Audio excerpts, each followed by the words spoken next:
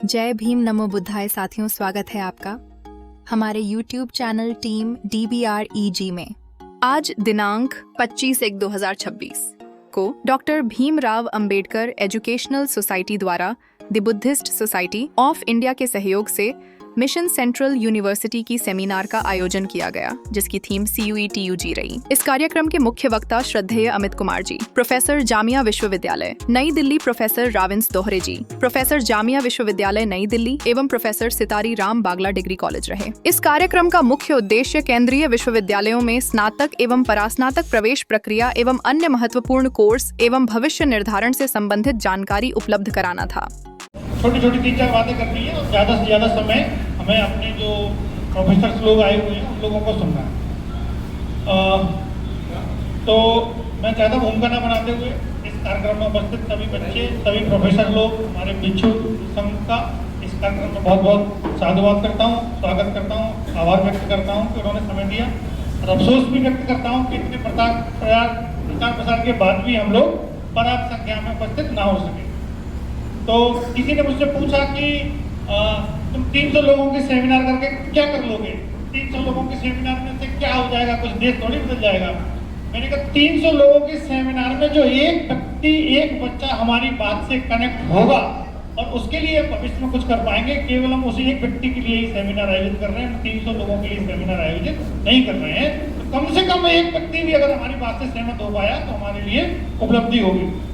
सबसे पहले तो जो इस प्रोग्राम में उपस्थित हुए सभी प्रोफेसर लोगों का, खासकर the Buddhist society of India का, और इस प्रोग्राम में जो द सूक्ष्म जलपान की व्यवस्था की गई है वो the Buddhist society of India के द्वारा ही की गई है। आखिर हम चाहते क्या हैं? और उससे पहले कि मैं अपने महागुरु जी का करूं, और मैं अमित सर का विशेष करूंगा कि वो एक प्रोफेसर है जामिया मिलिया विश्वविद्यालय में और उनकी पत्नी दिल्ली सचिवालय में सेक्रेटरी हैं, प्रोफेसर भी हैं और डिप्यूटेशन में सेक्रेटरी हैं। उसके बाद भी उन्होंने इतना समय दिया कि इतना लंबे समय तक प्रेजेंटेशन बनाई, खुद चलकर आए और अपनी बात भी अपनी रखेंगे, जिसका हम लोगों से कोई लेना देना नहीं है। तो मैं ऐसे क्रांतिकारी सदस्यों का विशेष आभार व्यक्त करता हूँ। वापस आते हैं कि हम ये क्यों कर रहे हैं। तो सबसे पहले ये संस्था, जो जिस संस्था के बैनर से कर रहे हैं उसके बारे में बता दें। हम आज से काम नहीं कर रहे हैं, ये गलतफहमी किसी को भी हो कि हम आज से काम कर रहे हैं। हम कॉन्टिन्यूसली 12 साल से काम कर रहे हैं। 12 साल से 10 दिसंबर 2014 को हमने काम शुरू किया था और तब से हम बिना एक भी दिन रुके लगातार काम कर रहे हैं। और उसमें सारी सुविधाएं, बेसिकली हम आज इस सेमिनार के होने से पहले या इस प्रोग्राम को लॉन्च करने से पहले हमारा बस एक ही काम था, वो था कॉम्पिटिटिव एग्जाम की तैयारी करने वाले बच्चों को सहयोग करना, उन्हें सब कुछ देना, लाइब्रेरी, कॉपी, किताब, कंप्यूटर, इंटरनेट, वाईफाई, प्रोजेक्टर, है ना, स्क्रीन, टेस्ट, ऑनलाइन टेस्ट, जो उनके ख्वाब में आ सकता है या जरूरी है वो सब देना। लेकिन हमें लगा कि जब हमें ये डाटा मिल रहा है पिछले कई सालों से कि यूनिवर्सिटीज में हमारे बच्चों की सीटें खाली हो जा रही हैं, तो उसके लिए हमें इस प्रोग्राम को अपने बकेट लिस्ट में ऐड करना पड़ा और जिसपे हम धीरे धीरे काम कर रहे हैं। तो सबसे पहले तो हमें कोई अफसोस नहीं है कि हम 30 लोग हैं या 40। एक बात मैं आपको इंश्योर कर देता हूँ, अगले साल भी हम सेमिनार करेंगे और एक नहीं, कम से कम 3 सेमिनार करेंगे और हर एक ब्लॉक में सेमिनार करेंगे। इसके लिए कतई कंफ्यूज होने की जरूरत नहीं है। हमारे पास बहुत कुछ है, हम सोसाइटी के बारे में बाद में बताएंगे, पर हम वापस लौट के आते हैं कि मिशन सेंट्रल यूनिवर्सिटी क्यों। सबसे पहला सवाल है कि ये प्रोग्राम रन करने की जरूरत क्यों पड़ी हमें, क्यों हम 20,000 रुपए खर्च करके यहाँ खड़े हुए हैं। तो इसलिए खड़े हुए हैं कि आज भी दिन 2026 में कई केंद्रीय विश्वविद्यालय ऐसे हैं जहां हमारे समाज के, दूसरे समाज के, तीसरे समाज के, चौथे समाज के बच्चों की सीट आज भी दिन खाली रह जाती है। क्यों? वही क्यों पहुंचना है हमें? ये जिद क्यों है कि हम सेंट्रल यूनिवर्सिटी में ही पहुंचे? क्यों? क्योंकि जो मानसिक विकास सेंट्रल यूनिवर्सिटी में हो सकता है वो हाथरस के किसी भी कॉलेज में रहकर नहीं हो सकता। और क्यों? क्योंकि वहां सर्वांगीण विकास के सारे संसाधन मौजूद हैं। आपको एसी हॉस्टल चाहिए, एसी मिलेगा, लाइब्रेरी 24 आवर खुली मिलेगी, एसी मिलेगी, फ्री में किताबें मिलेंगी। यानी कि जो एक मोरल डेवलपमेंट के लिए, हायर एजुकेशन के लिए बच्चे का मेंटल एप्टीट्यूड जो है, टोटली एटमॉस्फेयर चाहिए होता है, वो सभी वहाँ मौजूद है। और क्यों? क्योंकि उच्च शिक्षा में हमारी भागीदारी ना के बराबर है। प्रोफेसर लोग बैठे हैं, ये सब जानते हैं कि यूनिवर्सिटी या इससे बड़े हायर लेवल की रिसर्च में या विदेश जाने वालों में हमारी जो संख्या है वो नगण्य है। उस कमी को हमें पूरा करना है। और एक और काम जो हमें करना है वो सबसे जरूरी है, एक डर से आजादी चाहिए हमें। वो डर क्या है कि गांव का जो बच्चा होता है जिसके पिता मजदूर है, किसान है, साइकिल चलाते हैं, रिक्शा चलाते हैं, उसके बच्चे को एक डर है कि यार मेरे पिता तो रिक्शा चलाते हैं, मैं सेंट्रल यूनिवर्सिटी में कैसे पढ़ पाऊंगा, मुंबई में कैसे जा पाऊंगा, दिल्ली में कैसे जा पाऊंगा, मेरे पास इतना पैसा नहीं, मेरे कपड़े इतने साफ नहीं है, मेरे को तो अंग्रेजी बोलना नहीं आता। एक ये जो डर है, ये जो मेंटल स्टेज है, इसको हमें दूर करना है। क्यों? वो बच्चा सब कुछ कर सकता है जो अंबानी का बेटा या किसी आईएएस का बेटा कर सकता है। बस हमें ये समझना है और यही बच्चों के अंदर ही डर को दूर करना है और ये विश्वास पैदा करना है कि आप भी वो सब कर सकते हो जो दुनिया का कोई भी अमीर से अमीर, विद्वान से विद्वान व्यक्ति का बेटा भी कर सकता है। बस इस लड़ाई में टिके रहना है। हम ही क्यों? आप सवाल पूछोगे तुम क्यों कर रहे हो ऐसा? अब सवाल आएगा ना कि तुम क्यों अपनी जेब से 20,000 रुपए खर्च कर रहे हो, इधर उधर पैसे मांग रहे हो, तुम ही क्यों कर रहे हो? तो इसलिए कर रहे हैं क्योंकि हमें समाज को वापस देना है।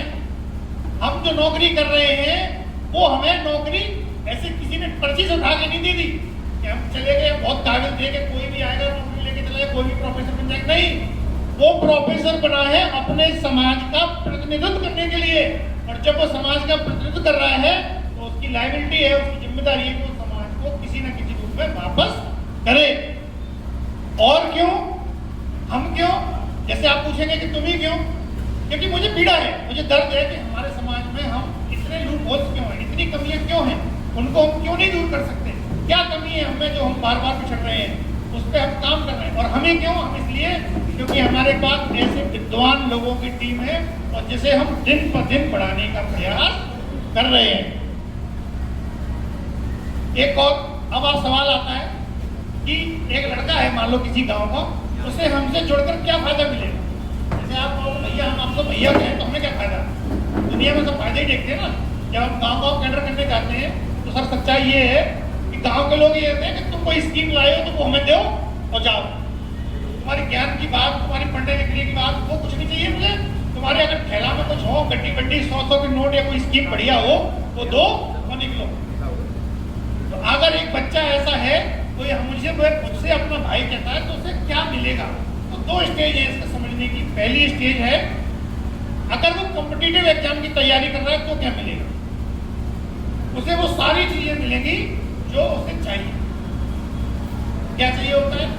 आपको लैपटॉप चाहिए, लैपटॉप मिलेगा, वाईफाई चाहिए, वाईफाई मिलेगा, किताबें चाहिए, सारी मिलेंगी, ऑफलाइन चाहिए, ऑफलाइन मिलेगी, ऑनलाइन चाहिए, ऑनलाइन मिलेगी, अखबार चाहिए, अखबार मिलेंगे, लेटने की जगह चाहिए, लेटने की जगह मिलेगी, आपको गाइडेंस चाहिए, गाइडेंस मिलेगी, डिजिटल बोर्ड पर क्लास होती है, जो भी आपको चाहिए होता है वो सब मिलेगा और गाइडेंस तो मिलेगी। लड़कियों के लिए क्या है? लोग कहते हैं लड़कियों, हमने एक डेडिकेटेड कैंपस बनाया है जो केवल लड़कियों के लिए है।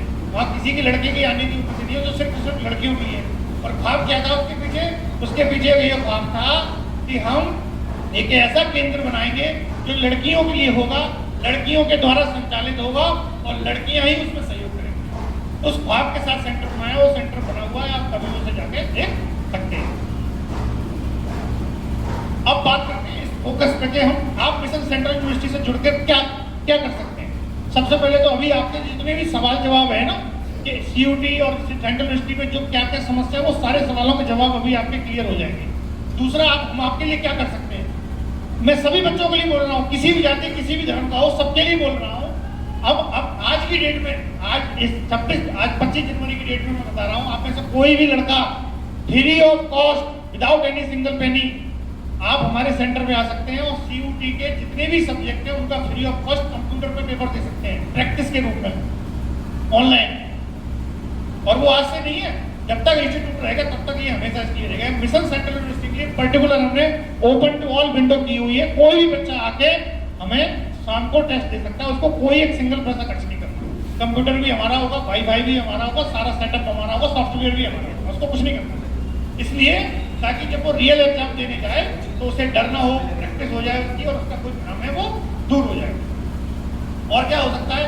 मान लो रिक्शा चलाने वाले का बच्चा है पढ़ने के लिए, तो वो टेस्ट दे रहा है, हो सकता है कि उसके पास मान लो कोई सीयूटी के एग्जाम की किताब है वो पढ़नी है, उसके पास नहीं है, उसके पैसे नहीं है, तो अगर ऐसा कोई जरूरतमंद छात्र होगा तो उसको वो किताब भी देंगे और वो कहेगा भैया मुझे वो टेस्ट सीरीज खरीदनी है तो टेस्ट सीरीज के पैसे भी देंगे, बशर्ते कि वो जरूर होना चाहिए। 24 आवर सपोर्ट तो मिलेगा ही मिलेगा। आप कभी भी मुझे या प्रोफेसर लोगों को कॉल करके अपनी जानकारी कर सकते हैं। एक और चीज मिलेगी जो मतलब बहुत नसीब से मिलती है और जो सबसे बेहतरीन है, जानते हैं क्या? उसको मैं एक एग्जाम्पल समझाता हूँ।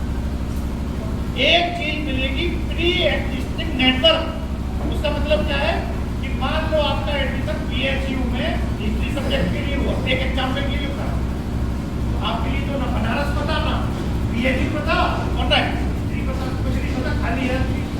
अगर तो मेरे पास एक ऐसा लड़का हो पहले से कि PHU में हिस्ट्री से पढ़ रहा हो तो आपके सारे सवालों के जवाब वो दे ही देगा ऑब्वियसली।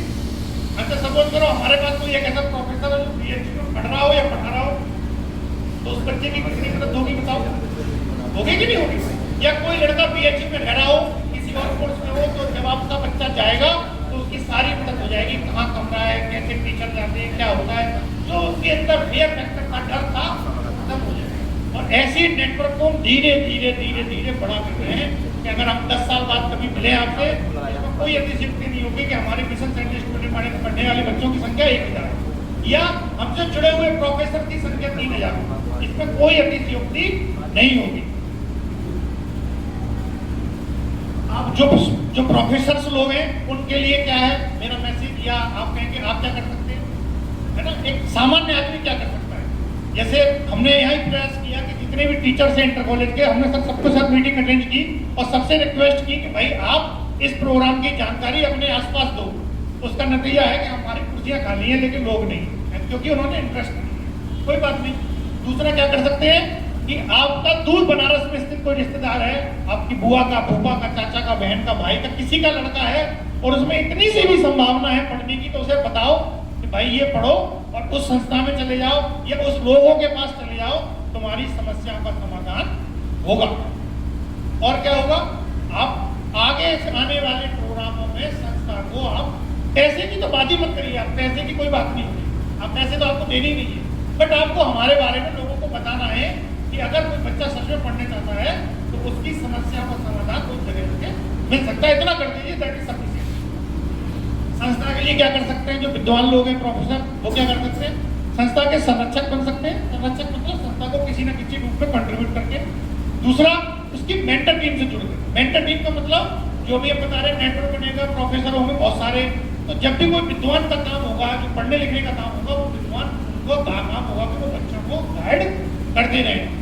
या फिर कुछ नहीं कर सकते, एक एग्जाम्पल बता रहा हूँ, आपकी यहाँ प्रेजेंटेशन हुई और आपका कोई रिश्तेदार है या पड़ोसी है, उसको ये जानकारी चाहिए थी, वो नहीं आ पाया, उसको जानकारी नहीं हुई, तो क्या करना है आपको? कल सुबह इस वीडियो यूट्यूब चैनल पर डालेंगे, तो चैनल देखे और जो जानकारी चाहिए तो ये बात खत्म हो गई।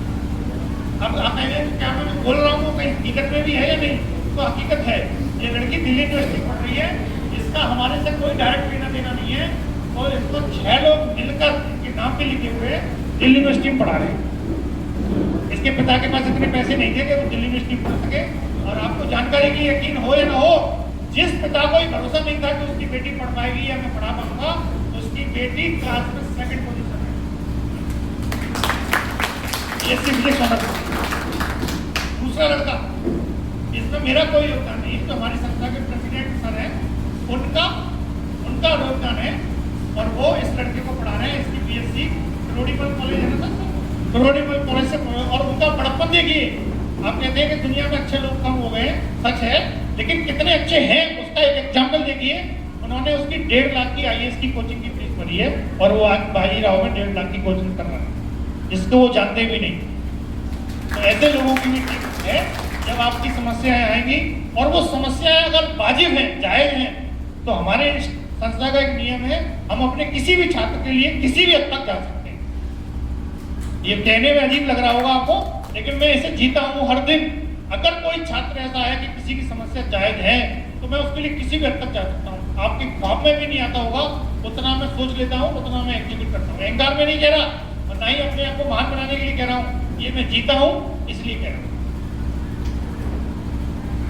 और इससे पहले कि मैं अपनी बात खत्म करूं, हमारे 3 प्रोग्राम इस साल होने हैं, ठीक है?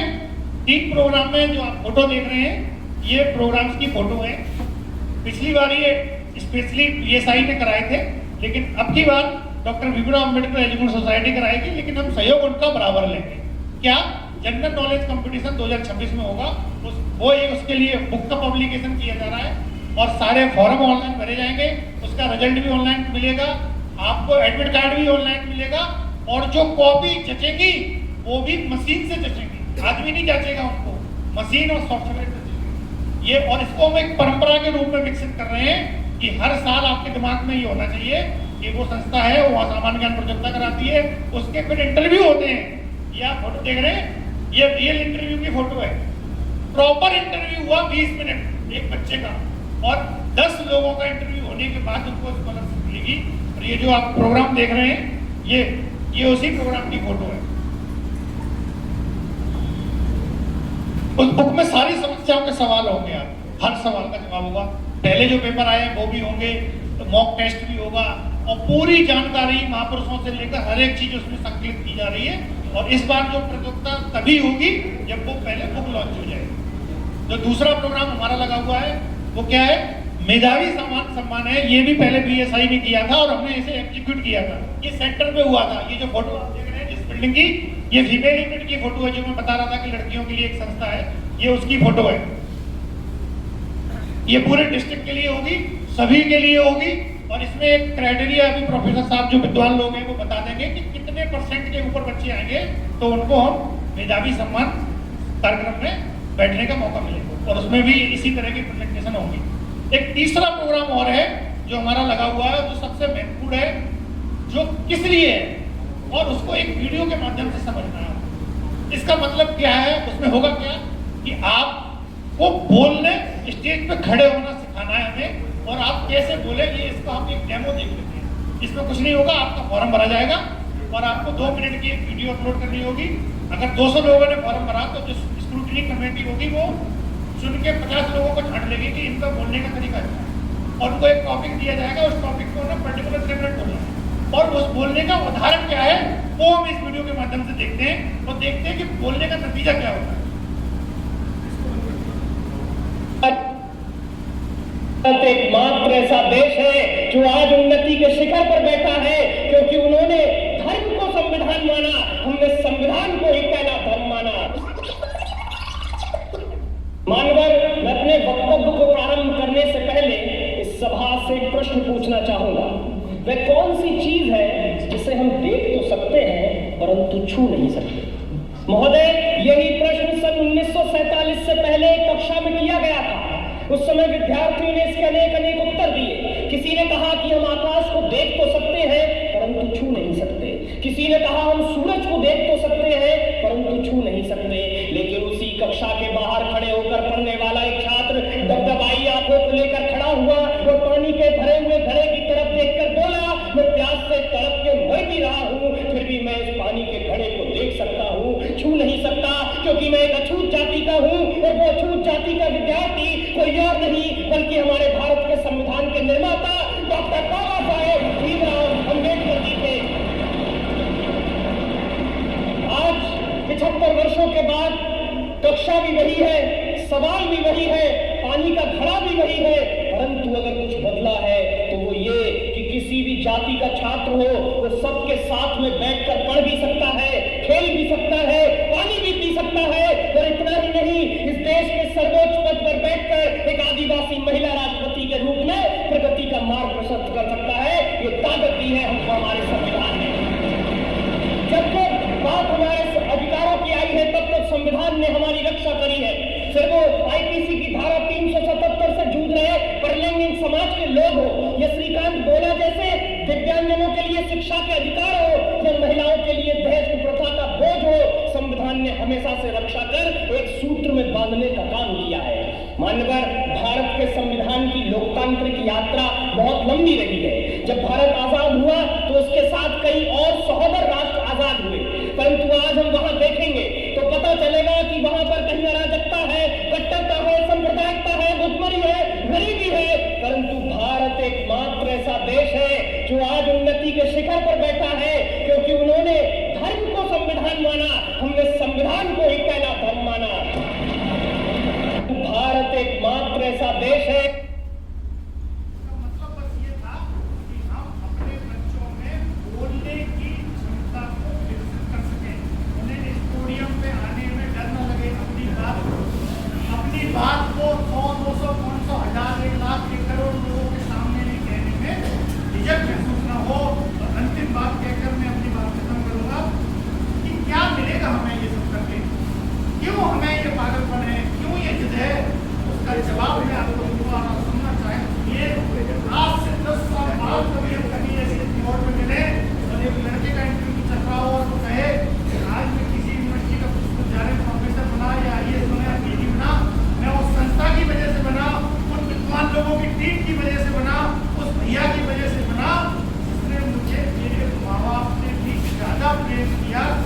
ये सुनने की क्षमता हमें चाहिए और यही हमारा काम है। इतना प्यार है कि जब वो अपने जीवन की उन्नति के शिखर पर पहुंचे उसे विश्वास होना चाहिए, कंफ्यूजन हो कि मुझे मेरे माँ बाप ने ज्यादा प्यार दिया, भैया हम समझते थे हमें कि हमें हमारे माँ बाप ने हमें आगे बढ़ाने के लिए प्रेरित किया, या उस भैया ने, उस संस्था ने, उस विद्वान लोगों ने हमारी मदद की। यही पाना है हमें, इसके अलावा और कुछ नहीं। एक विश्वास पैदा करना है आपके अंदर कि आप इस संस्था से जुड़कर, हमसे जुड़कर अपनी किसी भी समस्या का समाधान बना सकते हैं। अगर ये विश्वास आपके अंदर हमने डाल दिया तो हम समझेंगे हमारा पूरा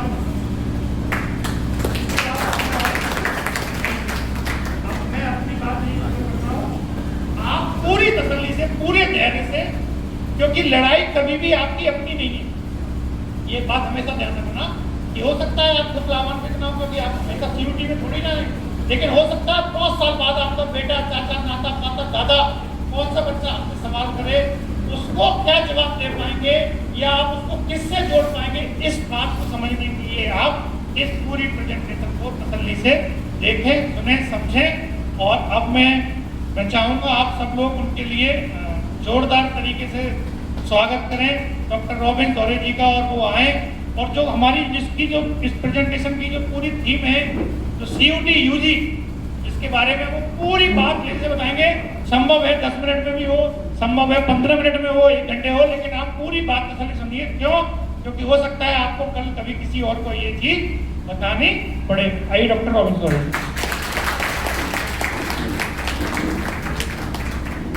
आपके नाम एक रिकॉर्ड भी दर्ज है, आप पूरे भारतवर्ष के सबसे यंगेस्ट प्रोफेसर हैं।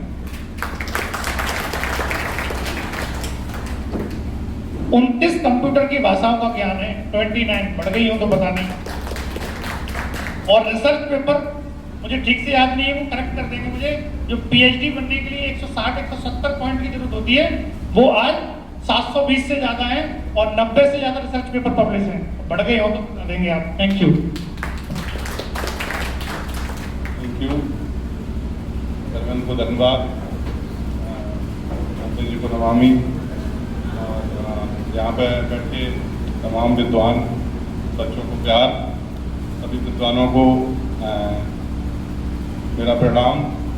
और उसके साथ साथ यहाँ पे 2 लोग जो मैं पा रहा हूँ, उन्होंने इस कार्यक्रम को करने के लिए बहुत मेहनत की है। मैं तमाम मीडिया के थ्रू जान रहा हूँ, हमारे राजेश बौद्ध जी जो कि बहुत अच्छा लिखते हैं। जब भी इनकी मैं भाषा को पढ़ता हूँ तो मैं बड़ा आनंद मैं फील करता हूँ। धर्मेंद्र भी लगे हुए हैं इस कार्यक्रम के लिए लगातार, मेरा छोटा भाई है, इसलिए मैं प्रशंसा करना उचित नहीं लग रहा है कुछ भी। बाकी राजेश जी सच में जो लिखते हैं वो काबिल तारीफ है, बड़ा पसंद आता है इनका लिखा हुआ। ठीक है,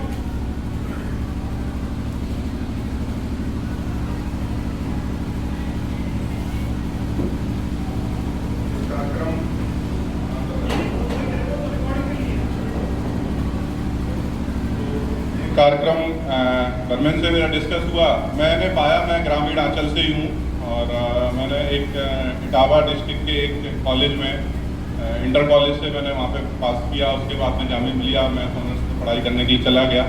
उससे पहले 8वीं पास हमने एक गांव से की है, मतलब इटावा जिला के ही एक गांव था, वहाँ से मैंने अपनी 8वीं की पढ़ाई की है। तो मैंने कुछ चीज़ें अपनी लाइफ में ऑब्जर्व करी हैं, और वो तो खैर पुरानी बात थी। मैंने अपनी कंप्लीट किया 2003 में, 12वीं कंप्लीट किया, और उसके बाद 2006 में मैंने BSc math honours Jamia Millia से किया। तो वो तो पुरानी बात थी, उस समय तो तमाम समस्याएं थी, लेकिन समस्याएं अब भी कुछ अलग तरह की, लेकिन समस्याएं अब भी बरकरार हैं। उसमें एक महत्वपूर्ण समस्या मैंने पाई कि और सरकार भी दूसरे तरह से अपने चीज़ों में सुधार कर रही है। पहले इतनी केंद्रीय विश्वविद्यालय देश में नहीं थे, और केंद्रीय विश्वविद्यालय का महत्व क्या है अभी हम उस पर चर्चा करेंगे। सरकार ने सुधार ये किया है कि केंद्रीय विश्वविद्यालयों में प्रवेश के लिए एक कॉमन परीक्षा का प्रावधान आज से 3-4 साल पहले किया है। तो वो बहुत अच्छा किया, जिसकी कई तरह की जानकारियाँ अभी उस जानकारियों का अभाव है। कई तरह की ऐसी जानकारियां हैं जो मुझे लगता है कि यदि वो जानकारियां पहुंच जाएं तो संभवतः हमारे बच्चे, खासतौर पर ग्रामीण अंचल के जो बच्चे हैं, वो केंद्रीय विश्वविद्यालय में पहुंच पाएंगे। और आज की डेट में अभी मैं लिस्ट भी यहाँ पे दिखाऊंगा, 49 केंद्रीय विश्वविद्यालय मौजूद हैं देश में, और संभवतः आज से कई साल 2009 से पहले इतने केंद्रीय विश्वविद्यालय मौजूद नहीं थे। 2009 के बाद ये इतने सारे केंद्रीय विश्वविद्यालय स्थापित हुए। तो इसका जो नाम है वो कॉमन यूनिवर्सिटी एंट्रेंस टेस्ट, जो कि CUET के नाम से फेमस है। और ये CUET UG भी होता है और CUT PG भी होता है। तो ये CUT ये नेशनल टेस्टिंग एजेंसी ऑर्गेनाइज करती है। CUT AG भी यही टेस्टिंग एजेंसी ऑर्गेनाइज करती है। CUT PG भी यही टेस्टिंग एजेंसी ऑर्गेनाइज करती है। उसके अलावा ये आपका UGC जो नेट JRF है, ये यहाँ पे प्रोफेसर लोग बैठे होंगे, वो समझ पा रहे होंगे। अभी जो ये छात्र हैं वो इस बात को नहीं समझ पा रहे होंगे, खासतौर पे जो ग्रेजुएशन या 12वीं के छात्र या 11वीं के छात्र हैं, वो भी UGC नेट कराती है, NTA कराती है। उसके अलावा हमारे राजेश बौद्ध जी एक कंपटीशन एग्जाम करवाते हैं, उसकी तैयारी करवाते हैं काफ़ी बड़े लेवल पर, बहुत अच्छा काम है वो। उसका भी exam NTA national testing agency ही कंडक्ट करती है। तो ये एक एजेंसी सरकार की सहायता प्राप्त एजेंसी है, जो कि वैसे तो ऑटोनॉमस एजेंसी है ये, but obviously controlled by the government.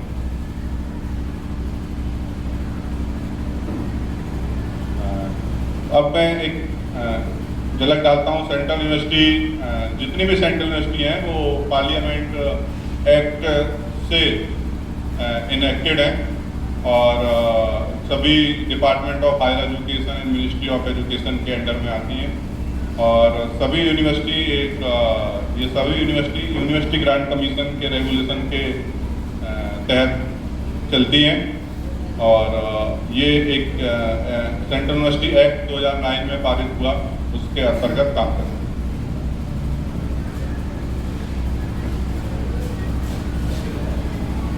Actually exam तो ये कराती है, लेकिन कई तरह की भ्रांतियां हैं इसमें।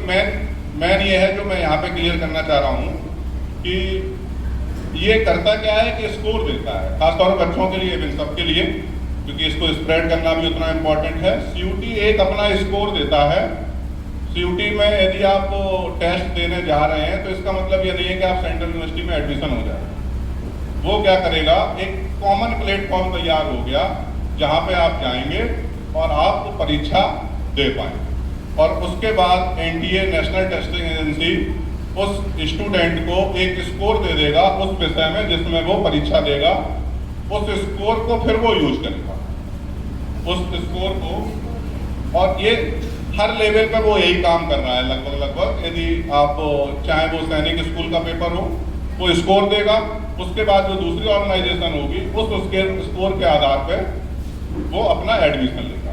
तो यहाँ पे भी यही हो रहा है कि मेन इम्पोर्टेंट यही है कि NTA आपको एक स्कोर देगा और उस स्कोर के आधार पे फिर आप अलग अलग विश्वविद्यालय में अलग से एडमिशन प्रक्रिया होगी, उसमें आपको अप्लाई करना है और अप्लाई करने के बाद आपका एडमिशन। ये इसमें बहुत महत्वपूर्ण बात है, ठीक है। अब समय के साथ क्योंकि NTA जो एग्जाम का लेवल है वो उसका स्टैंडर्ड काफ़ी अच्छा है, इसलिए उसमें दूसरी जो यूनिवर्सिटी हैं, स्टेट यूनिवर्सिटी भी हैं, डीम्ड यूनिवर्सिटी भी हैं, और जो गवर्नमेंट नेशनलाइज गवर्नमेंट इंस्टीट्यूशन दूसरे हैं, वो भी इसको पार्टिसिपेट करने लगे। वो भी इसके स्कोर के आधार पर, क्योंकि वो इस चीज़ से बच रहे हैं कि उनको अपना टेस्ट कराना पड़ेगा, और टेस्ट कराना एक tedious काम है, कोई आसान काम तो है नहीं इस तरह से सही से टेस्ट कराना।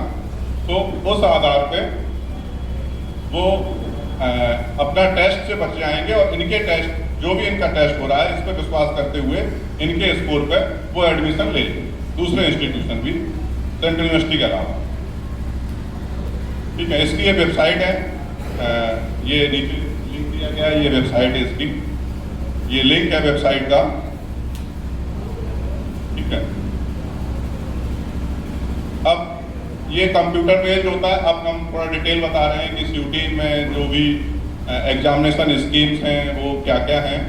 ये कंप्यूटर बेस्ड एग्जाम है और ये टोटल 37 विषयों में परीक्षा करवा CUT UG 37 विषय, जिसमें 13 भाषाएं हैं और 23 डोमेन स्पेसिफिक का मतलब है 23 विषय हैं। मैथ है, फिजिक्स है, केमिस्ट्री है, बायोलॉजी है, इकोनॉमिक्स, उसकी लिस्ट अभी आपको दिखाएंगे। 23 विषय हैं और एक जनरल एप्टीट्यूड टेस्ट है। इस तरह से टोटल 37 बुक है, ठीक है। और जो मीडियम है, मीडियम वो 13 मीडियम में जितने भी ये 23 में से 23 और ये जनरल एप्टीट्यूड 23 और एक 24 में से एक संस्कृत निकाल दो, क्योंकि संस्कृत भी डोमेन स्पेसिफिक है जो कि किसी दूसरी भाषा में ट्रांसलेटेड नहीं है। तो कुल मिला के 23 पेपर 13 भाषाओं में ट्रांसलेट होते हैं। और ट्रांसलेट होने का कहीं ना कहीं प्रावधान इसलिए रखा गया है कि आंध्र प्रदेश का कोई बच्चा यदि पेपर देना चाह रहा है ग्रामीण अंचल से, तो उसको भी उसके अपनी भाषा में पेपर मिल जाए और वो पेपर को पूर्णतया अटेम्प्ट कर। इसलिए ये जब पहली बार कराया था तो इन्होंने 13 नहीं बल्कि मेरे अंदाज से 20 से ज़्यादा भाषाओं में कराया था। और ये 37 सब्जेक्ट ना होके कई मेरे अंदाज से 50 या 60 से ज़्यादा विषय थे। लेकिन नेशनल टेस्ट एजेंसी ने ये पाया कि बहुत सारे विषयों में जो छात्र हैं उनकी संख्या बहुत कम है, बहुत सारी भाषाओं में भी संख्या बहुत कम थी। तो इस वजह से उन्होंने फिर इनको लिमिटेड करके एनालिसिस करके प्रॉपरली उन्होंने पाया कि 13 भाषाएं पर्याप्त हैं। और जो जिन विषयों में बहुत कम है, जिन विषयों में बहुत कम छात्र अप्लाई कर रहे हैं, ये बेहतर होगा कि उन विषयों को जनरल एप्टीट्यूड टेस्ट के थ्रू ले लिया जाए, बजाय कि उसका डोमेन स्पेसिफिक पेपर कराया जाए। और कोई भी छात्र अधिकतम 5 विषय चूज कर सकता है। तो मेरी रिकमेंडेशन यही है कि जब भी वो फार्म अप्लाई करे, कोई भी छात्र तो पूरे 5 विषयों में ही अप्लाई करे। वो बाद में पेपर ना दे पाए या कुछ समस्या हो वो अलग बात है, लेकिन अप्लाई करते टाइम वो 5 विषयों में अप्लाई करे, तभी उसको जितने भी अफसर हैं विभिन्न विश्वविद्यालयों में हर तरह के अफसरों की पूर्ति कर पाए। ये विषय इस तरह से यहाँ पे लिखे हुए हैं। ये शुरू में जो भाषाएं हैं 13, इंग्लिश, हिंदी, आसमाजी, बंगाली, गुजराती, कन्नड़, मलयालम, मराठी, उड़िया, पंजाबी, तमिल, तेलुगु, उर्दू, इन सभी भाषाओं में ट्रांसलेट भी होता है पेपर और इनके अपने भाषा के स्पेसिफिक पेपर भी होते हैं।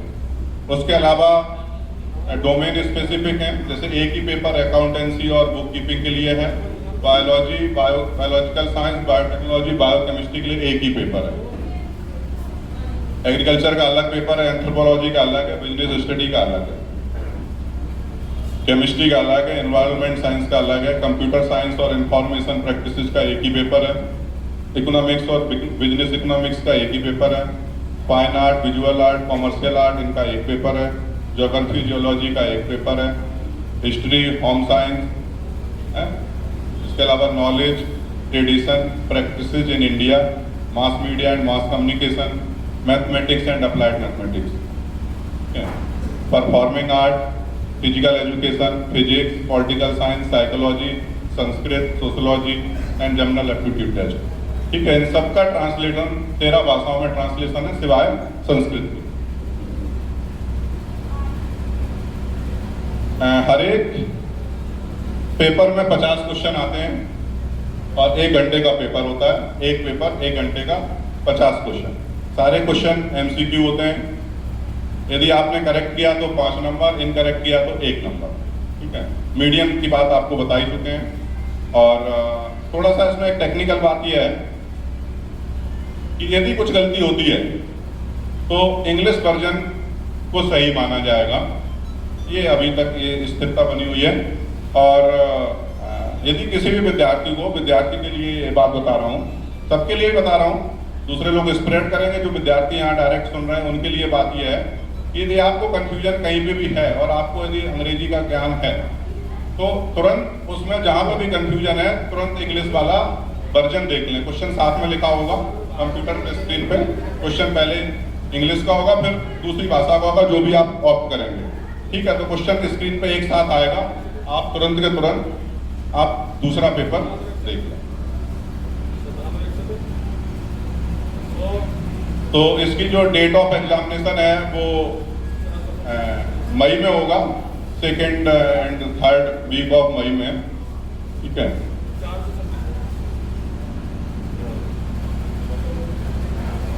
These are the few important dates जो कि आपको ये उसकी फीस स्ट्रक्चर है जो फॉर्म भरने की है। 3 पेपर के लिए 800 रुपए और उसके अलावा 350 रुपए ईच पेपर के लिए, ये इसका फीस स्ट्रक्चर है।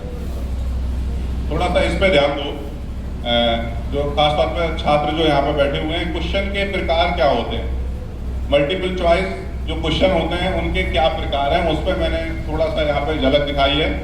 एक तो क्वेश्चन होता है सीधा सिंपल क्वेश्चन, जिसमें एक ऊपर क्वेश्चन लिखा रहता है और नीचे 4 ऑप्शन होते हैं, उन 4 ऑप्शन में एक ऑप्शन सही करना होता है, ठीक है।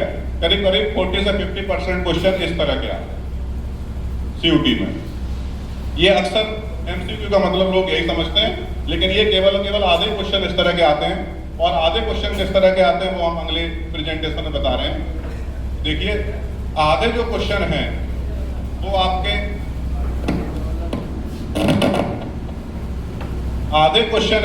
इस तरह से आते हैं, ठीक है। ये क्या है, मल्टीपल करेक्ट फैक्टर है ना, एंड ओपिनियन। उसमें क्या होता है कि एक सवाल लिखा है और उस सवाल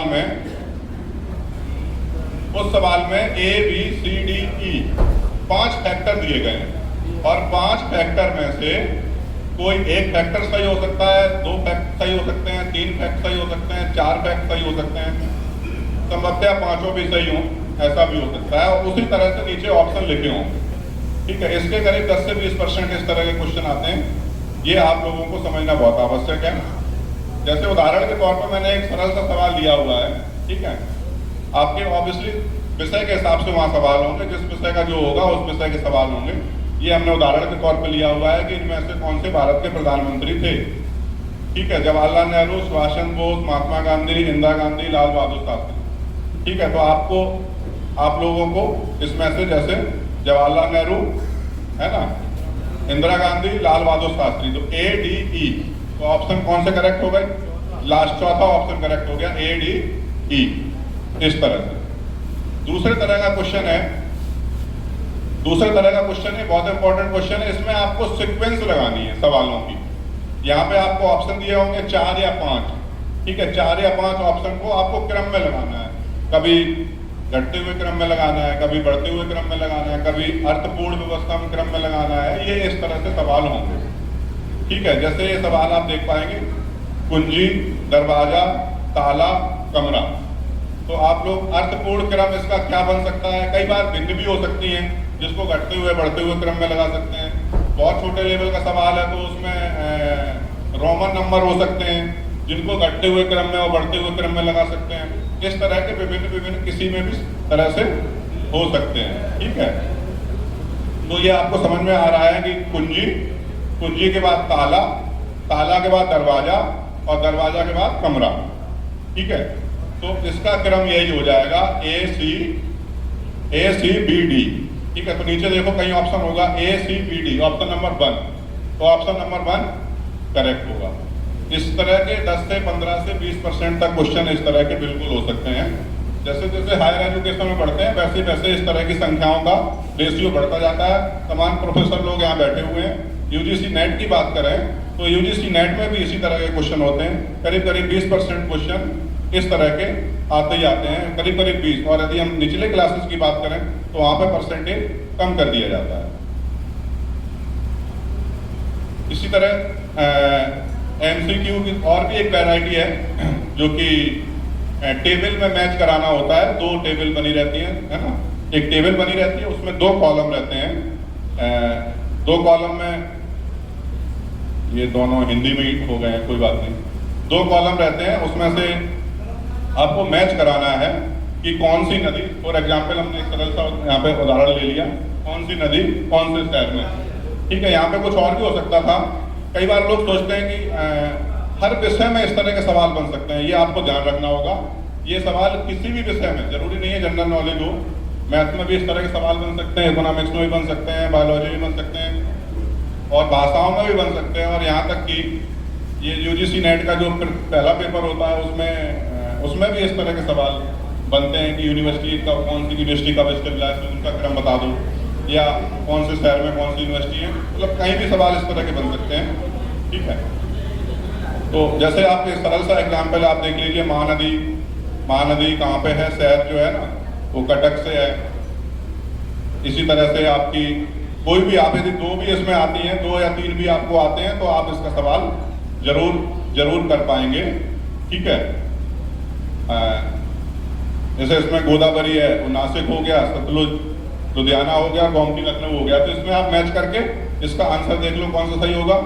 ए का 4 देख लीजिए, ए का 4 केवल तीसरा ही है, तो आप डायरेक्ट लगा दो तीसरा ही। इसमें जरूरी नहीं है आपको सारे, एक भी आता है कई बार, लेकिन हमेशा ऐसा नहीं होता है। कई बार यदि आपको एक भी मैच कर पाते हैं तो आप सवाल का जवाब दे देंगे, लेकिन कई बार सिचुएशन ये होती है कि आप एक मैच करने पर सवाल का जवाब नहीं दे पाएंगे, कम से कम 2 मैच करना होगा। ये सारा खेल किसका है, जो क्वेश्चन बना रहा है उसको कितना डिफिकल्ट लेवल तैयार करना है, ये उस पर आधार करता है। उस पर आधार है कि वो उसको कितना डिफिकल्ट बनाते हैं। यदि उसको डिफिकल्ट बनाना होगा तो इसी सवाल को वो ऐसे मैच करवाएगा कि आपको थोड़ा सा मुश्किल होगा जवाब देने में, और उसको सरल बनाना होगा तो वो इस तरह से ऑप्शन दे देगा कि आप सीधा जवाब, एक भी मैच आपने तैयार कर लिया तो आप जवाब दे सकते हैं। तो ये स्टेप अप्लाई करने के लिए अभी आपके पास डेट है, जो लोग अप्लाई करना चाहें कर सकते हैं, 30 तारीख तक है। ठीक है, ये इस पर हम ज़्यादा चर्चा नहीं करते हैं। अब इसके अगले हिस्से पर जो महत्वपूर्ण हिस्सा है हम उस पर चर्चा करते हैं, एडमिशन। क्लियरली है कि केवल और केवल एनटीए क्या करता है, एनटीए केवल और केवल एक स्कोर देता है। ये मैं पहले बता चुका हूँ, एनटीए केवल और केवल एक स्कोर देता है। उसके अलावा जिस यूनिवर्सिटी में आपको एडमिशन लेना है, जिस यूनिवर्सिटी में, ये हमने एक डॉक्यूमेंट तैयार किया हुआ है, पीपीटी, एक समराइज डॉक्यूमेंट है। पूरी इंफॉर्मेशन ना पढ़ने की बजाय उसी इंफॉर्मेशन जो सीयूटी एनटीए जो प्रोवाइड करता है उसी से हमने डॉक्यूमेंट तैयार किया हुआ है। आप कोई भी इसको बाद में भी पढ़ेंगे तब भी आप उसको उपयोग कर पाएंगे। और सारी इंफॉर्मेशन है जितनी भी आप माइन्यूटली लेवल पे इसको जानना चाहें।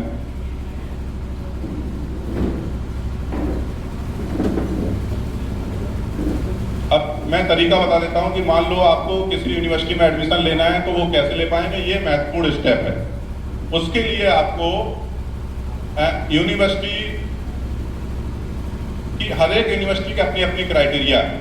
जैसे मैं उदाहरण देता हूं, जैसे मान लो आपको बीएससी मैथ ऑनर्स में एडमिशन लेना है, आपको ये पता है कि हमें मैथ ऑनर्स करना है, तो मैथ ऑनर्स जब आप सेंट्रल यूनिवर्सिटी हरियाणा जाएंगे तो वहां पर केवल मैथ का स्कोर देखा जाएगा, उसके अलावा कोई स्कोर नहीं।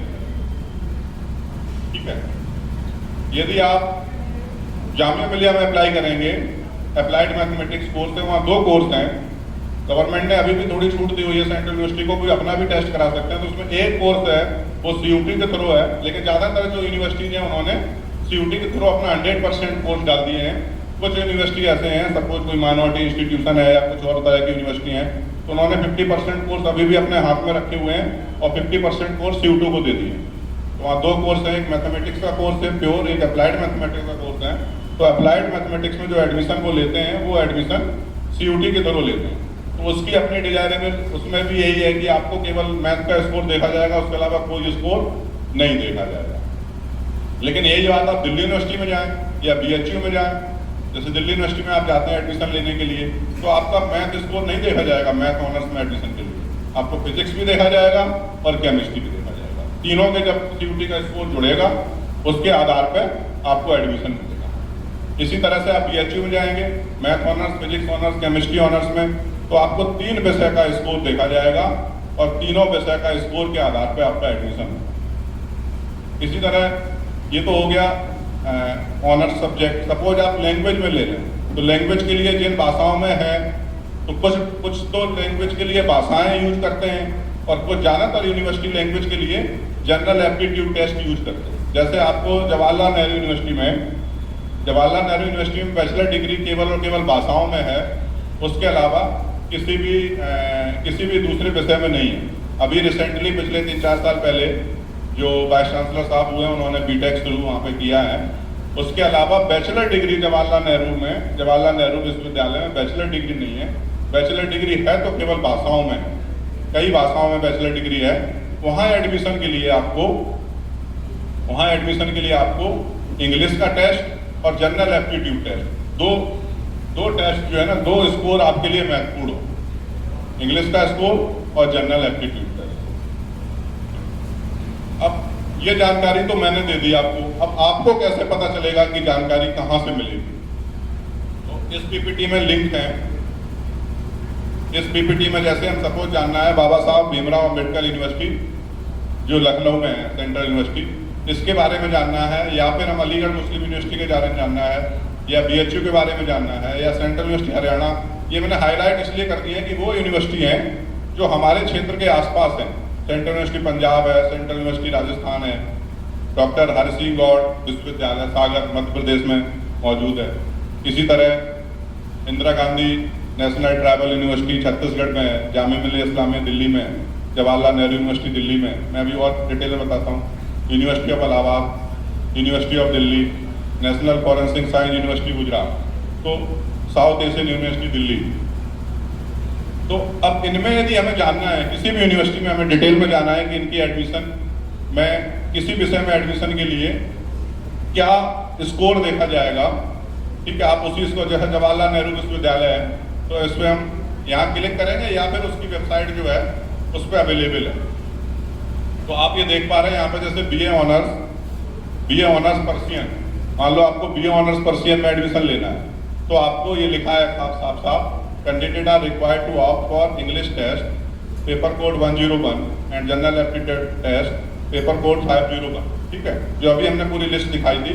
इसलिए मैं रिकमेंड करता हूँ कि हर एक विद्यार्थी अपने विषयों में पेपर देने के साथ साथ 2 विषय और ऑप्ट कर लें, जिसमें एक इंग्लिश और एक जनरल एप्टीट्यूड टेस्ट। और खासतौर पर जो लोग इंटरेस्टेड हैं बीए एलएलबी या भाषाओं में जाने के लिए, वो एप्टीट्यूड टेस्ट को अच्छे से दें और इंग्लिश के टेस्ट को संभवतः वो जरूर अच्छी विश्वविद्यालयों में, खासतौर पर भाषाओं में, जैसे जवाहरलाल नेहरू विश्वविद्यालय। अभी मैं आपको दिखाऊंगा जवाहरलाल नेहरू विश्वविद्यालय देश की NIRF रैंकिंग के हिसाब से देश की नंबर 2 यूनिवर्सिटी है, लेकिन उसको एक इसलिए मानेंगे क्योंकि नंबर 1 यूनिवर्सिटी है वो है IISc बंगलौर। IISc बंगलौर वो एक्चुअली विश्वविद्यालय के साथ साथ वो संस्थान भी है, तो उससे तो कंपेयर हम कर ही नहीं सकते। इस वजह से हम JNU को नंबर 1 यूनिवर्सिटी कहते हैं। NIRF रैंकिंग उस आधार पर बनती है कि जिसका यूनिवर्सिटी को दर्जा है, और IISc को दोनों दर्जा है, इंस्टीट्यूशन का दर्जा भी है और एक यूनिवर्सिटी का दर्जा भी है, तो वो हमेशा नंबर 1 पे रहती है। और वो नंबर 1 पे यदि उनके पॉइंट देखे जाएं, जो NIRF के जो पॉइंट बनते हैं, उन पॉइंट पे वो बहुत आगे है, जो कि JNU कभी वहाँ तक नहीं पहुँच पाएगी। जैसे IIT बहुत आगे हैं, या जो भी स्पेशल इंस्टीट्यूशंस हैं देश के अंदर वो बहुत आगे हैं, वो वहाँ पे कभी नहीं पहुँच पाएंगे ये केंद्रीय विश्वविद्यालय। तो इसलिए वो नंबर 1 की यूनिवर्सिटी आप समझ लीजिए। और इस यूनिवर्सिटी की फीस आप सोच नहीं पाएंगे, अभी हम लिस्ट दिखाएंगे। इस यूनिवर्सिटी की फीस लगभग 390 रुपए, केवल 390 रुपए आज भी, आप सोच सकते हो, है ना। अभी आपको सर बताएंगे कि यूनिवर्सिटी की फीस उन्होंने शायद 120 या 125 रुपए कुछ दिया हमें सर, उन्होंने मास्टर डिग्री वहीं से किया हुआ है। तो इस तरह के विश्वविद्यालय हमारे देश में मौजूद हैं। तो कम से कम पैसों में आपको एक बहुत अच्छी अग्रणी शिक्षा दे रहे हैं, और अच्छे खास से स्टूडेंट वहाँ का बीए इस तरह का बीए नहीं है। लोगों को दिमाग में एक्चुअली बहुत सारी भ्रांतियाँ हैं। बहुत सारी भ्रांतियाँ क्या है कि उन्होंने बीए कर ली, बीएससी कर ली। आप किस इंस्टीट्यूशन से क्या करते हैं इसका बहुत बड़ा महत्व है। आपको आपका सारा जो आपका जो सोचने का तरीका है वो बदल जाता है। आपने पहले तो पर्सियन यहाँ पर शायद होगी भी नहीं, यदि आप वहाँ से भी पर्सियन से बीए कर पाते हो तो आप बिल्कुल आप डिफरेंटली आपका जो नेचर होगा, आपका जो आगे बढ़ने का तरीका होगा, और आपको इस तरह के स्कोप होंगे। क्या क्या पर्सियन करने के बाद भी हो सकता है, क्या क्या अरबिक करने के बाद भी हो सकता है। मैं मेरे यहाँ जामिया मिल्लिया इस्लामिया में बहुत सारे प्रोफेसर जो पर्सियन और अरबिक में BA और MA JNU से किए हुए हैं, मेरे अंदाज से वो जितने ये वेस्ट एशियन कंट्रीज हैं वो सब कंट्रीज घूम चुके हैं।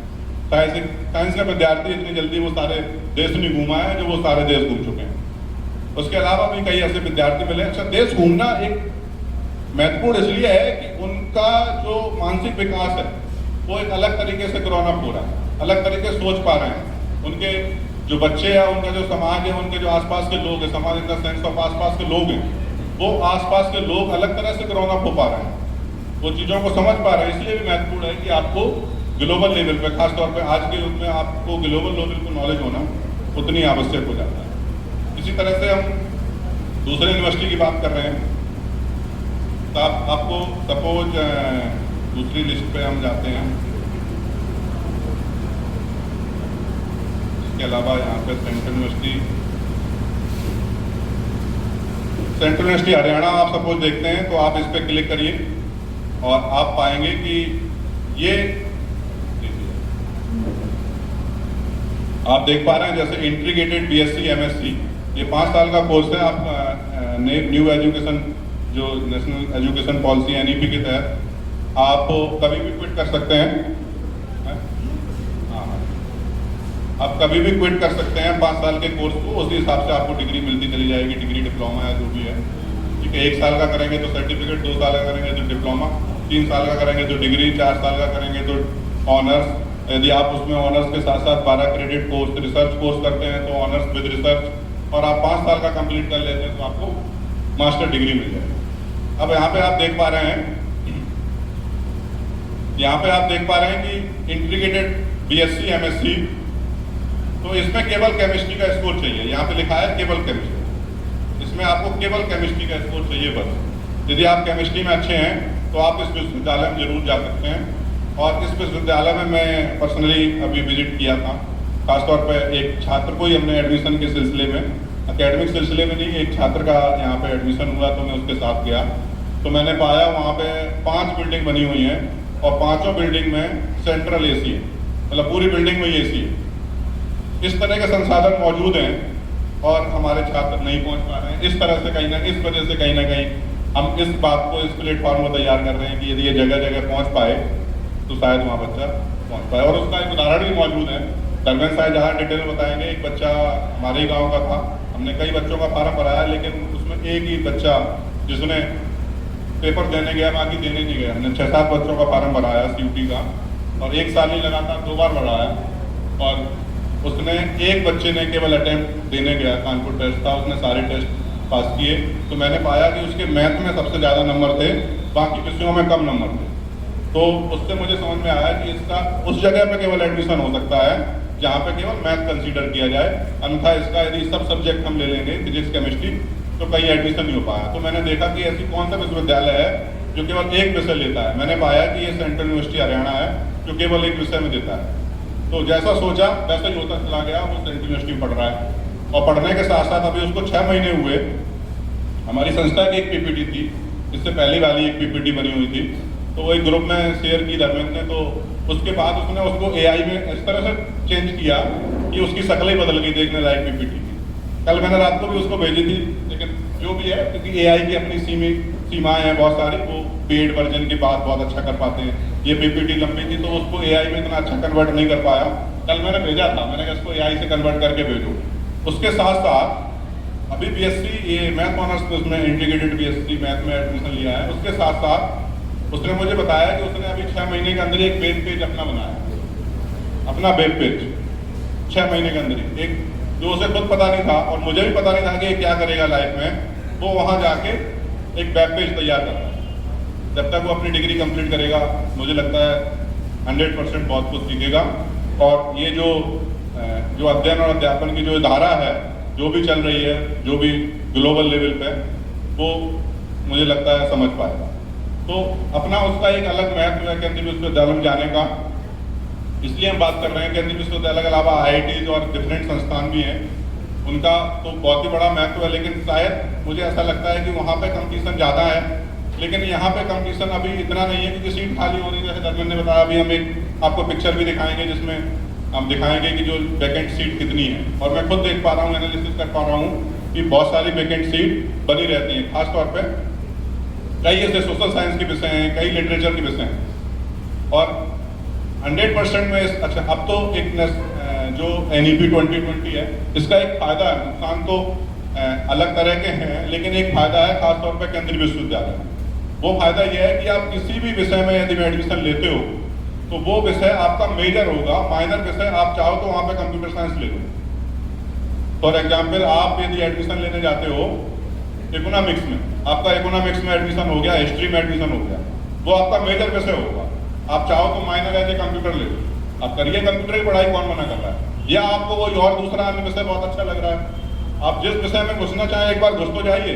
मैं आपको एक उदाहरण देता हूँ बहुत अच्छा घुसने से रिलेटेड कि इंस्टीट्यूशन में घुसने के बाद आप जो जानकारी ग्रहण करते हैं उसका कितना एक बेनिफिट है। मेरा अपनी मित्र की एक कहानी है, वो IIT JAM क्वालिफाई करके MSc मैथमेटिक्स IIT दिल्ली से करने गया।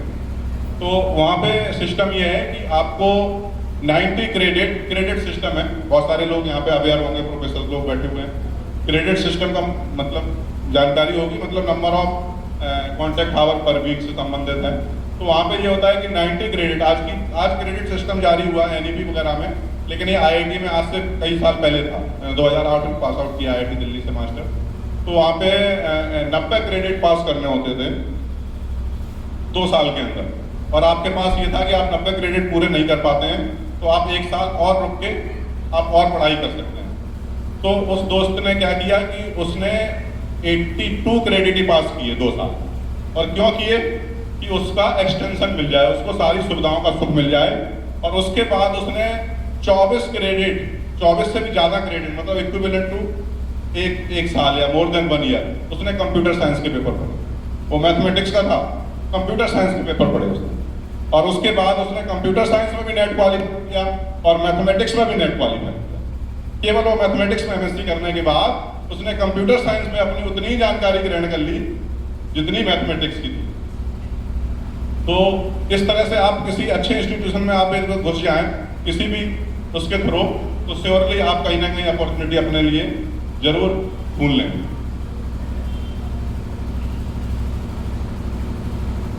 इसी तरह आप सपोज BSU की बात करें तो हम यहाँ क्लिक करते हैं BSU पे, और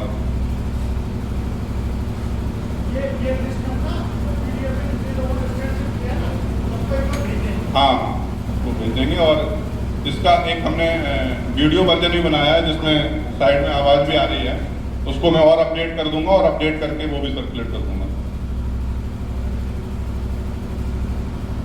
जैसे आप देख पा रहे हैं यहाँ पे BA में एडमिशन के लिए BHU में यदि आप economics honours, history honours, political science honours, sociology honours, psychology honours, geography, Arabic, Bengali, Hindi, Persian, Pali, Sanskrit, Urdu, English, जापानी, चाइनीज, जर्मन, फ्रेंच, ये किसी भी विषय में आप एडमिशन लेते हैं तो आपको ये या तो इंग्लिश या हिंदी का स्कोर और जनरल एप्टीट्यूड का स्कोर, बस, और किसी का आपको स्कोर नहीं चाहिए।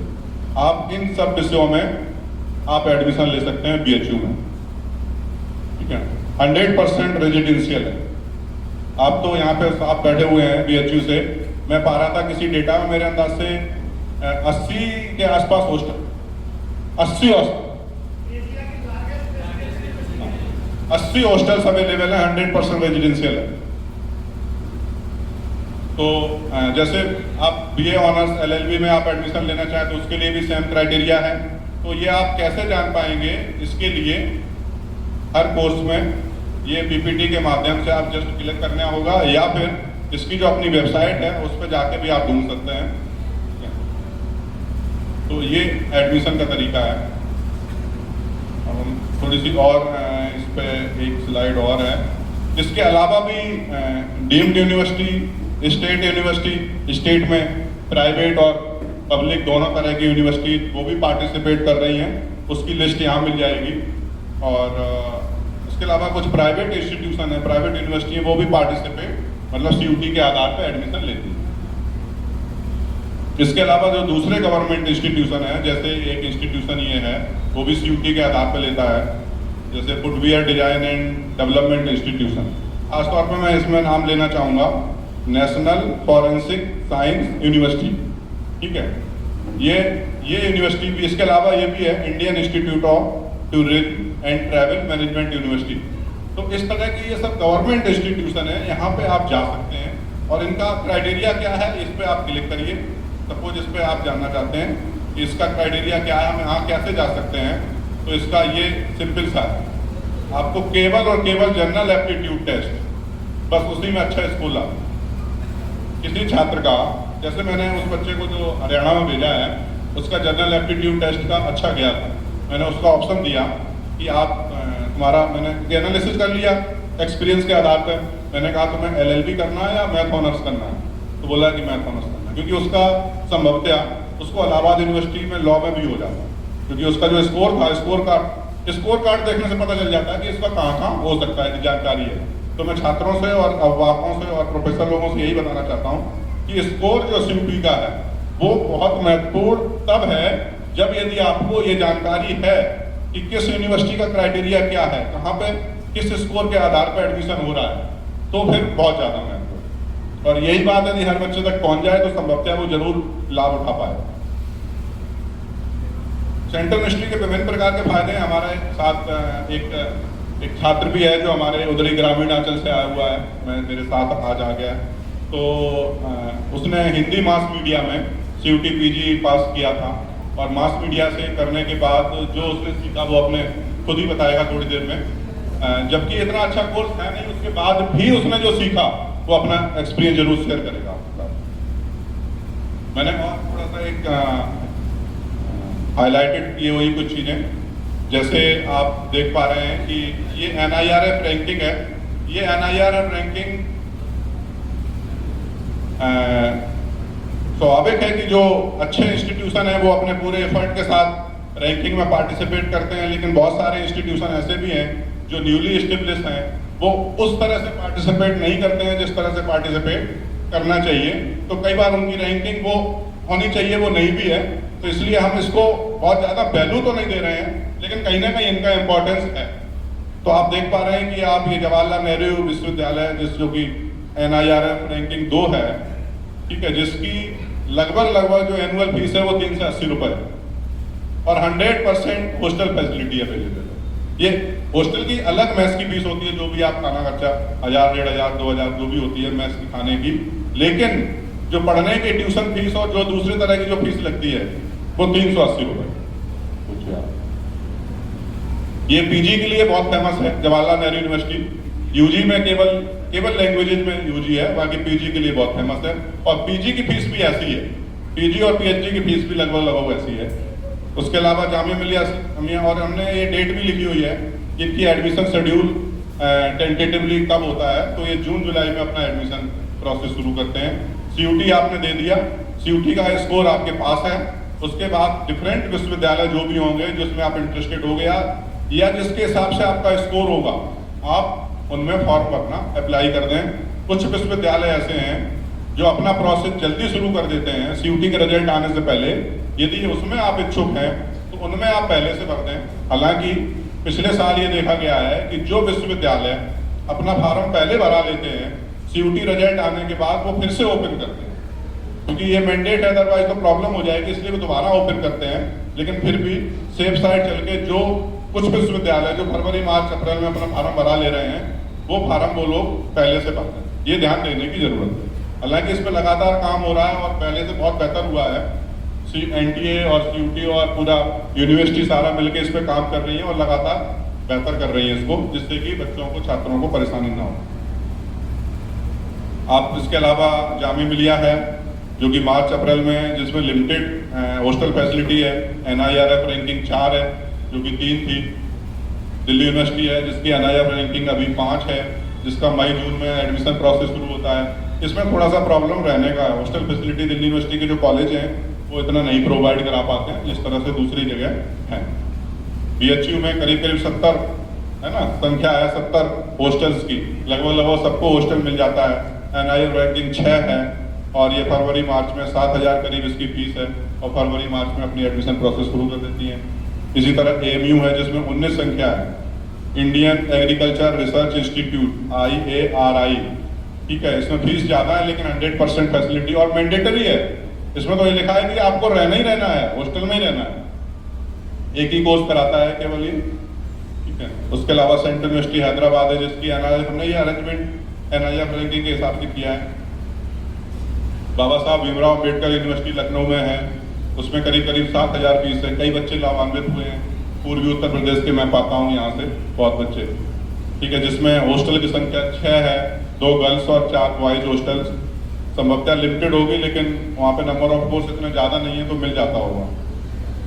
सेंट्रल यूनिवर्सिटी पंजाब है जिसमें बहुत लिमिटेड हॉस्टल्स हैं, NIRF रैंकिंग 77 है। इसकी फीस 25,000, जून जुलाई में एडमिशन प्रोसेस शुरू होता है। तेजपुर मिजोरम यूनिवर्सिटी भी है जिनमें 100% रेजिडेंशियल है, रीचेबल मुश्किल है। इनकी रैंकिंग कंपेरेटिवली आप देखोगे तो काफ़ी ठीक ठाक है। एक बार मैं मिजोरम यूनिवर्सिटी गया तो मैंने पाया कि वहाँ पे जो अच्छी खासी संख्या जो प्रोफेसरों की है वो बनारस से जा रही है, BHU से अच्छी खासी संख्या। संभवतः BHU से जाने की वजह से आपका जो मिजोरम यूनिवर्सिटी है उसकी रैंकिंग ये है, संभवतः जो मैं अपनी एनालिसिस कर पा रहा हूँ। उसके अलावा central university Tamil Nadu, central university Rajasthan, central university Haryana, इन सब में 8-8 हॉस्टल हैं, लेकिन नंबर ऑफ कोर्स कम है, हॉस्टल सबको मिल जाता है। और ये central university Rajasthan, central university Haryana, जो बच्चे जैसे दिल्ली यूनिवर्सिटी में नहीं जा सकते, दिल्ली यूनिवर्सिटी बहुत अच्छा यूनिवर्सिटी है, हर चीज़ अच्छी है, उसमें एक ही प्रॉब्लम है वो छात्रों का रहने का। तो यदि उनके पास रहने का किसी तरह अरेंजमेंट, इस तरह का फाइनेंशियली वो है, तब तो जरूर दिल्ली यूनिवर्सिटी जाएं। और यदि नहीं है तो हमारे किनारे दूसरी सेंट्रल यूनिवर्सिटी है, हरियाणा है, सेंट्रल यूनिवर्सिटी राजस्थान है, आप जरूर सेंट्रल यूनिवर्सिटी बठिंडा है, ये सारे इंस्टीट्यूशन भी इक्वली इम्पोर्टेंट इंस्टीट्यूशन है। भले ही अभी इनकी NIF रैंकिंग नहीं है, लेकिन ये बहुत अच्छे इंस्टीट्यूशन है फैसिलिटी वाले। NIF रैंकिंग के अपने कुछ पैरामीटर हैं, जैसे आप लोग कई बार सुनते होंगे कि विश्व में भारत की बहुत कम यूनिवर्सिटी हैं जो अपने नाम उनके उस लिस्ट में आ पाते हैं, चाहे THE टाइम्स हायर एजुकेशन हो, चाहे QS वर्ल्ड हो, उनमें उनके नाम इसलिए नहीं आ पाते हैं क्योंकि उनके पैरामीटर्स अलग अलग हैं। तो अब देखिए आप एग्जाम्पल ऑफ वैकेंट सीट, तो आप पाएंगे कि इस तरह के कुछ कोर्स हैं जिनमें सीट खाली बची हुई थी, और आप पाएंगे कि इसमें अनरिजर्व की सारी सीट्स भर गई हैं, लेकिन जो भी रिजर्व कैटेगरी उनकी सीट्स कम भरी हुई हैं। तो ये केवल एक एग्जाम्पल है, इस तरह की हालत लगभग हर यूनिवर्सिटी में है। और यहाँ पे सीट इंटेक कितनी है, 30 है। यदि 15 या 45 मेरे अंदाज से 4 या 5 सीटें होंगी और सबके सब खाली हैं, है ना भाई। 15% के हिसाब से 4 ही 4.5-5 सीट हो गई, तो चारों सीट खाली हैं। तो ये सिचुएशंस हैं कई कोर्सेज में। स्टैटिस्टिक्स कितना अच्छा कोर्स है स्टैटिस्टिक्स, जिसमें इसमें भी 2 सीट खाली हैं।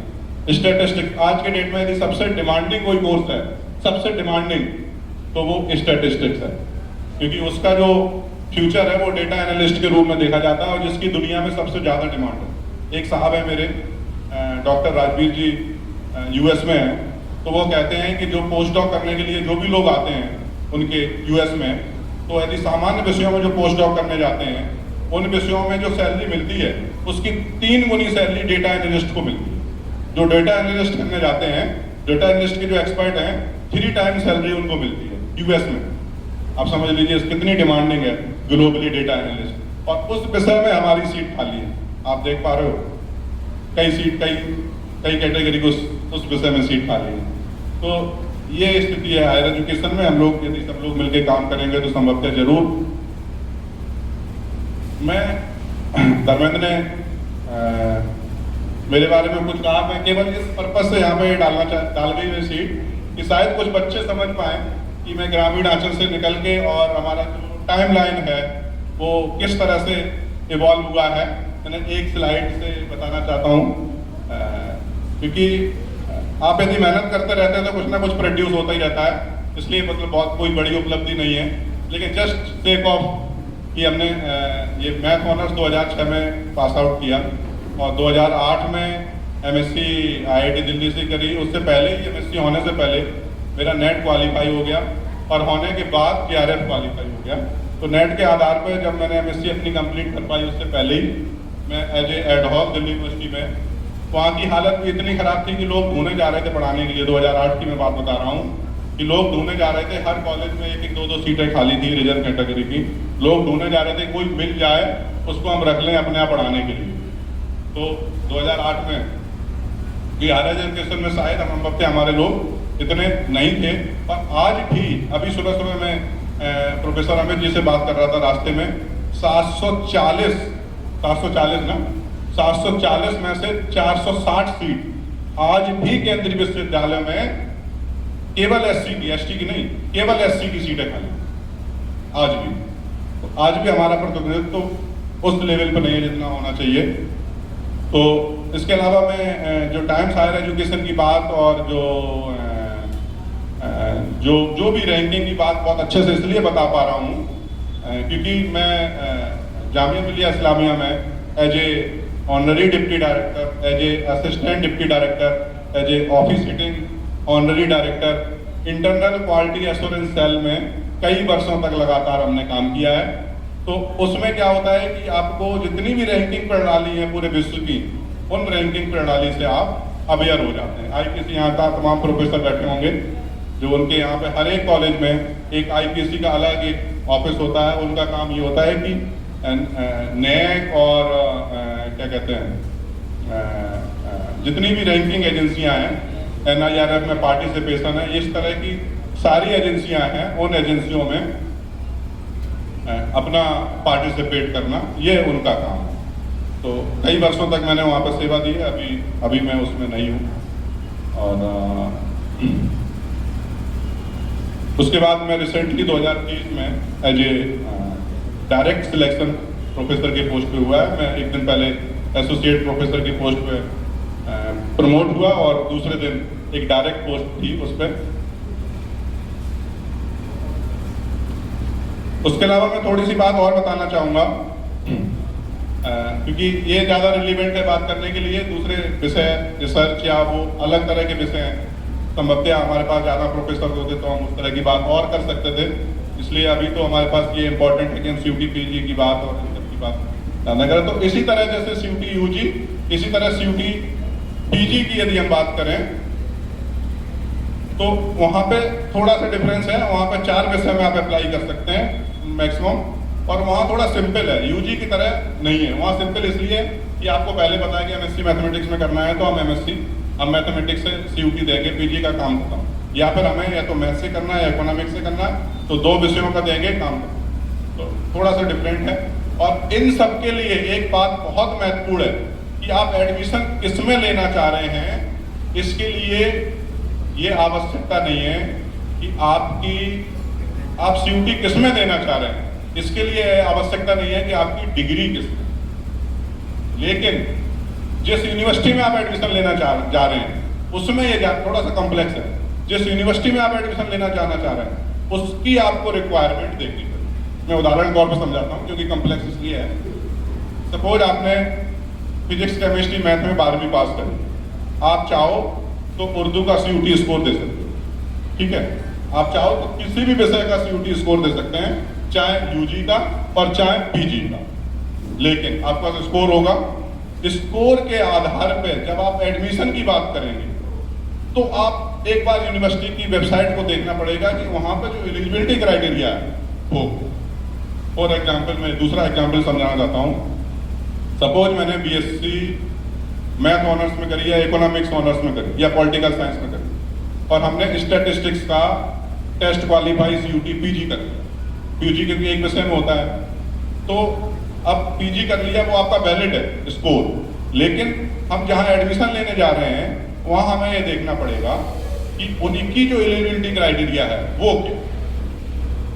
आप CUT आपको इंडिपेंडेंट छूट दे रहा है आप किसी भी, और जो NEP 2020 है वो ये कहता भी है कि आप irrespective of your graduation subject और 12th level subject, you might be admitted in any of the course, even not only admission for the course, and national ये NEP 2020 तो ये भी कहता है कि आने वाले टाइम में शायद इम्प्लीमेंट हो जाए, अभी इम्प्लीमेंट नहीं हो पाया। वो तो ये भी कहता है कि irrespective of your original subject you can go for the higher education in any of the subject, providing that you have to be given entrance or whatever UGC NET in the subject where you are going to for the higher study।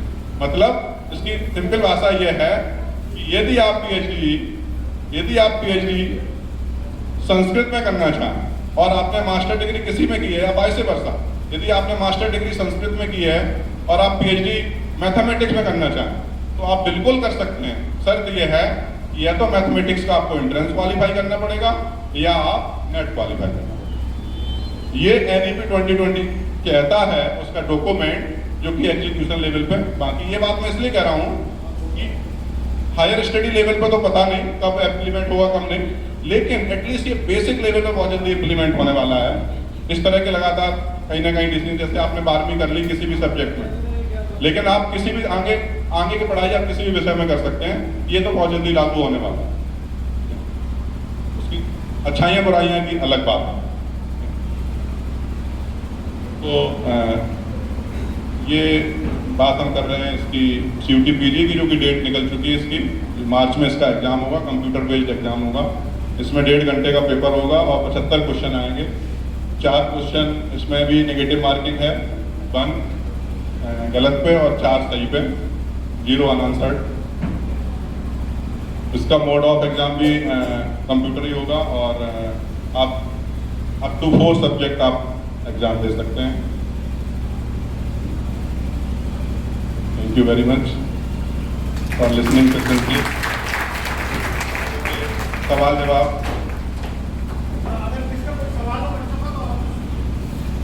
किसी भी तरह का कोई सवाल किसी बच्चों का,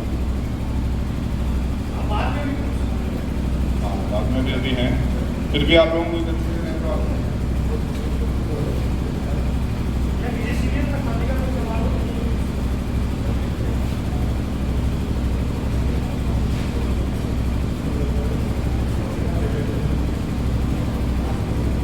धन्यवाद। कोई सवाल है किसी का? सवाल आपका?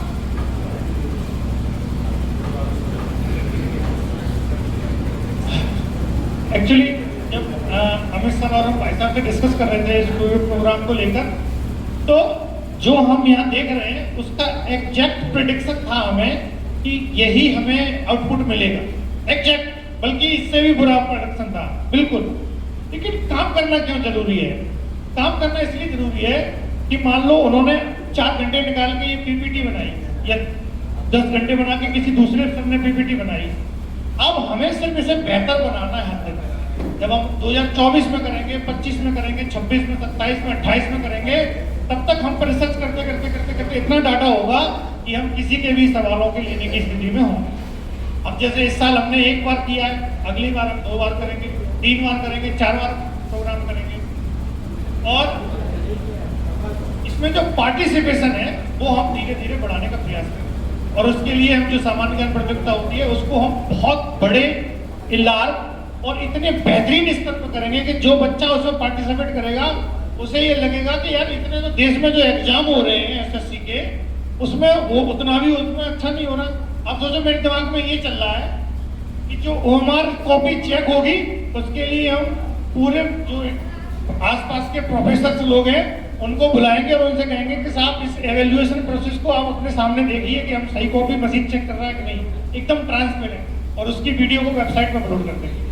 तो अब ज़्यादा समय न लेते हुए हमारे बीच एक दूसरे प्रोफेसर साहब हैं, वो भी दिल्ली से आए हुए हैं, और उनका मैं विशेष आभारी हूँ, और मैं उनका विशेष आभारी हूँ क्योंकि उन्होंने आए अपनी बात रखेंगे, उससे ज्यादा उन्होंने अच्छा खासा रिसर्च किया है, और मुझे पूरा भरोसा है कि वो आने अंत में सभ्य सत्ता कराए हुए सभी आगंतुकों को जलपान ग्रहण की अपील के साथ कार्यक्रम समाप्ति की घोषणा की गई। संस्था का उत्साहवर्धन करते रहें। वीडियो को लाइक शेयर करें, चैनल को सब्सक्राइब करें। जय भीम, संस्था सर्वोपरि।